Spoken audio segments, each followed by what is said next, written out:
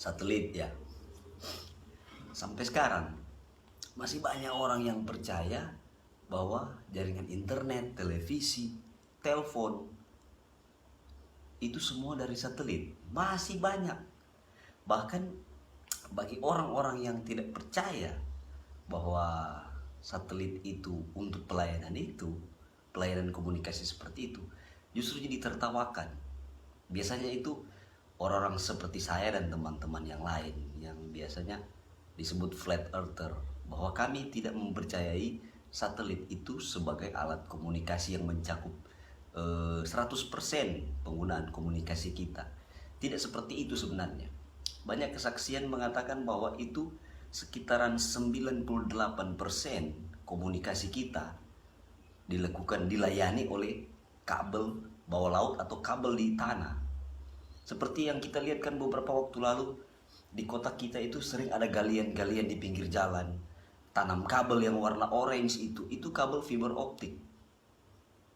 Kenapa digunakan fiber optik? Karena 4G itu mengharuskan pengiriman data yang cepat. Nah, pengiriman data yang cepat itu diharuskan menggunakan kabel dengan spesifikasi fiber optik. Tidak lagi menggunakan jaringan kabel kawat seperti yang pernah dilakukan tahun 1850 sampai tahun 60-an. Masih menggunakan kawat-kawat seperti biasa. Tetapi dengan melayani 4G, maka kabel itu harus berupa fiber optik. Dan nanti untuk 5G kemungkinan masih fiber optik juga, tetapi titik-titik antena itu sudah lebih dekat jaraknya, karena gelombang 5G itu gelombang yang rapat bandingkan dengan masih 4G.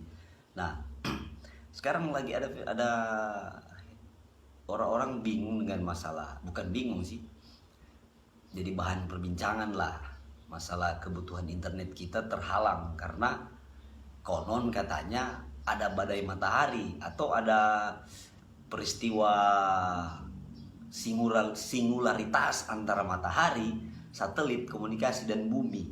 Jadi ketiga ini berada dalam satu garis, matahari, satelit, bumi. Nah, dengan begitu menghalangi, artinya gelombang elektromagnetiknya dari matahari mempengaruhi signal satelit. Begitu kira-kira. Tapi sebenarnya apa yang telah kita ketahui selama ini bahwa kabel bawah laut dan kabel di darat lah yang berperan penting dalam masalah komunikasi kita, telepon, internet, apalagi yaitu televisi juga. Sekarang kan udah ada TV kabel, dikatakan ada juga TV satelit. Nah, TV satelit ini sebenarnya cuman penamaannya saja. Menurut saya pribadi itu penamaannya saja supaya terlihat keren. Nah, sementara dikatakan bahwa kabel bawah laut mencakup 98%, 90-98% komunikasi kita. Nah, yang 2% ini mungkin menggunakan satelit, iya. Sebenarnya di kalangan flat earther juga ada yang mempercayai bahwa satelit itu tidak ada, dan bagi saya sendiri satelit itu sebenarnya memang ada. Tapi 2% komunikasi kita yang dikatakan itu menggunakan satelit. Nah, itu keterbatasan 2% ini hanya untuk kebutuhan tertentu. Untuk masalah cuaca, komunikasi antara satelit ke stasiun bumi memang perlu itu. Untuk mengamati cuaca kan tidak bisa menggunakan kabel. Tentu saja kita harus menempatkan satelit di atas. Fungsinya untuk itu, untuk prediksi cuaca. Nah, ada dokumentasi yang memperlihatkan ada peluncuran satelit, entah di daratan seperti biasa, maksudnya selain kutub selatan. Nah, salah satu alasan juga kutub selatan itu dilarang, salah satu alasan karena di situ dilakukan sebagai tempat peluncuran satelit balon. Di darat juga banyak dilakukan seperti itu. Nah, itu proyek-proyek NASA juga. Nah, untuk masalah satelit balon ini, kebutuhan utama adalah untuk prediksi cuaca, dan itu juga komunikasi. Jadi 2% yang dimaksudkan itu untuk komunikasi prediksi cuaca. Sementara 98% yang lain, itulah komunikasi yang kita lakukan sekarang. Televisi, telepon, internet, apalagi.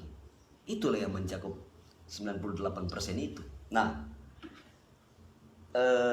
ada perbantahan mengenai satelit ini di kalangan flat earther dan globe earth, di antara bumi bulat dan bumi datar.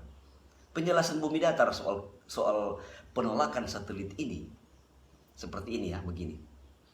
Satelit komunikasi itu dia berada di posisi orbit geostasioner 36.000 km dari permukaan bumi. Nah, jadi posisi geostasioner itu, satelit itu dia seharusnya berada di atas negara pemilik. Seharusnya seperti itu kan. Nah, Indonesia pernah memiliki satelit geostasioner itu Palapa. Nah, dia kalau misalnya begini, bumi geostasioner itu ada di sini misalnya. Contoh mana Bapak? Ini coba. Ini misalnya bumi. Dia geostasioner 36.000 kilo. Coba perhatikan. Posisi cakupan satelit ini, dia harusnya mencakup setengah permukaan bumi dong. Coba deh lihat. Setengah permukaan bumi. Kenapa satu negara harus punya satu? Padahal bisa kan beberapa negara yang dapat dicakup oleh satu satelit kerjasama membuat satu satelit. Nah, permasalahan di sini dengan masalah kedaulatan, begitu masalahnya, kedaulatan data, ya kan? Nah, dengan begitu memungkinkan satu negara memiliki satu. Padahal di sebelah kita ada Malaysia yang mungkin pada posisi yang terbaik ada di satu titik yang sama. Kenapa tidak menggunakan satelit yang sama saja? Digunakan misalnya dia bisa mencakup Cina, Rusia, Australia, satu satelit saja. Kenapa harus punya satu negara satu? Di sini adalah pertanyaan terbesar. Nah, kalau misalnya satu negara punya satu, itu berarti ada bisnis yang besar di situ. Sementara keberadaannya ini juga masih dipertanyakan. Jikalau dia memang berada di posisi geostasioner yang 36.000 kilo ini, sangat besar jangkauannya. Nah, ada yang mengatakan masalah di bumi menggunakan parabola untuk menangkap signal dari satelit. Jika kita menggunakan data yang mereka berikan ke kita 36.000 km itu, seharusnya piringan parabola itu akan menghadap 90 derajat ke atas kepala. Nah, harus seperti ini dia nangkap signalnya. Tapi kenapa yang kita lihat di daratan justru parabolnya itu sering miring 20 derajat, 60 derajat, 90 derajat, bahkan ada yang 20 derajat. Kenapa? Dia nangkap signal apa itu? Jika mau menangkap signal geostasioner yang 36.000 kilo, seharusnya dia itu ada memang langsung 90 derajat semua ke atas. Bayangkan dengan jarak sejauh itu, apakah ada satelit yang harus mau miring begini? Tidak akan. Dia pasti akan lurus semua. Sepanjang kepulauan Indonesia, masih lurus dia. Kalau tuh memang ada penyimpangan sedikit beberapa derajat, palingan cuma sekitaran 2 derajat, 3 derajat. Tapi yang kita lihat sekarang begini satelitnya, piringan parabolanya. Dia nangkap apa ini? Signal dari mana yang dia nangkap? Seharusnya kalau memang dia di atas kepala harus begini satelit piringan parabolanya. Nah, itu sebenarnya sederhana, tapi pemikiran itu sering dianggap lucu, sering dianggap bodoh. Tapi silakan coba dibantah masalah itu. Apa yang bisa dikatakan mau nangkap signal apa itu? Kalau dikatakan sejauh 36.000 kilo. Kalau memang kalau memang piringan parabola dia nangkap ke sini, kalau mau dikatakan juga dia nangkap signal satelit, berarti signal satelit negara yang lain yang dia nangkap. Ya kan? Yang ada misalnya kalau bumi bulat. Ya kan? Kita ada di atas kepala sini. Parabola seharusnya menghadap begini. Kenapa kalau dia begini? Itu berarti dia nangkap dari di atas negara yang lain punya. Nggak akan mungkin begitu. Kembali ke masalah tadi, kedaulatan data. Tidak akan bisa. Alasan yang paling logis kenapa dia miring, itu karena dia nangkap signal gelombang antena. Ya, antena kan Tinggi seberapa jauh tingginya. Sementara diajarkan kita sejak kecil, sejak SD itu, bahwa atmosfer kita memantulkan gelombang. Jadi kalau ada antena yang di daerah Makassar misalnya, tingginya palingan sekitaran berapa puluh meter, taruhlah 50 meter, ya kan? Gelombang itu kan dia menyebar tuh 360 derajat tuh, dia kena firmamen, kena langit, atmosfer, dia mantul. Nah, anggaplah nih parabola. Sederhana itu sebenarnya. Cuman informasi yang diberikan ke kita itu menjadi kacau ketika banyak unsur hoaks yang dimasukkan ke dalam informasi itu. Jadi yang mereka berikan setengah benar, setengah salah, dengan tujuan untuk menyesatkan kita sebenarnya. Bukan cuma itu, banyak masalah yang lain juga. Nah, jadi kembali masalah keberadaan satelit yang dikatakan tadi menjadi penyebab jaringan internet kita lalot. Bahkan ada sempat saya lihat gambar yang menyatakan ada posisi singularitas antara matahari, satelit, dan bumi. Wah, adanya badai matahari menyebabkan signal satelit terganggu. Coba lihat di berita-berita yang ada sekarang.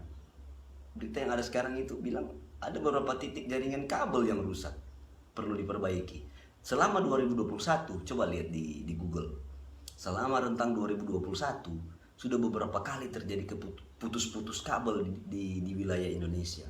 Entah dia jaringan bawah laut atau jaringan di darat. Jadi ya tinggal Anda sendiri yang mencermatinya, menganalisis informasi sebelum menerima itu sebagai suatu kebenaran. Dicerna dulu lah.